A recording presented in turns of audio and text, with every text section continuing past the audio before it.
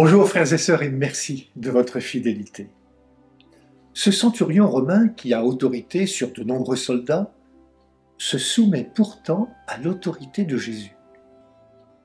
Et quelle n'est pas notre surprise de voir que Jésus loue la profondeur de la foi de ce soldat, alors qu'il n'appartient pas au peuple d'Israël.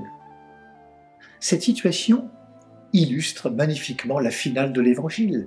Beaucoup viendront de l'Orient et de l'Occident et prendront place avec Abraham, Isaac et Jacob au festin du royaume des cieux.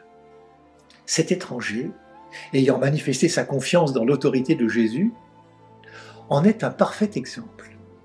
Alors que c'est un chef, il intervient auprès de Jésus, non pour lui-même, mais pour son serviteur. Prendre soin des autres, n'est-elle pas la meilleure manière de se rapprocher du Christ? En effet, le centurion, qui ne revendique aucun pouvoir, ressemble à Jésus qui lui aussi ne revendique pas son rang de fils de Dieu et se fait serviteur, se soumettant à la volonté de son Père.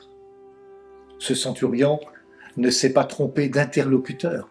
Jésus ne regarde pas l'apparence, les galons, les diplômes, les relations ou la religion. Il regarde la vérité du cœur.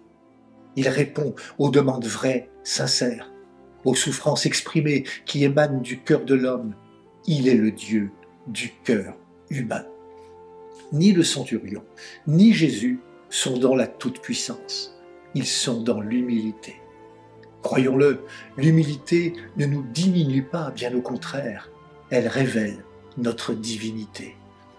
Faisons nôtre cette parole de Jésus, qui s'élèvera, sera abaissé, et qui s'abaisse sera élevé. Jésus n'est-il pas toujours prêt à secourir celui ou celle qui s'humilie devant lui lorsqu'il est tombé, lorsqu'il reconnaît sa misère? À la suite du centurion romain, osons dire dans notre prière de ce jour: Seigneur, je ne suis pas digne de te recevoir, mais dis seulement une parole et je serai guéri. Bonne marche vers Noël à toutes et à tous. Prenez bien soin de vous et des autres.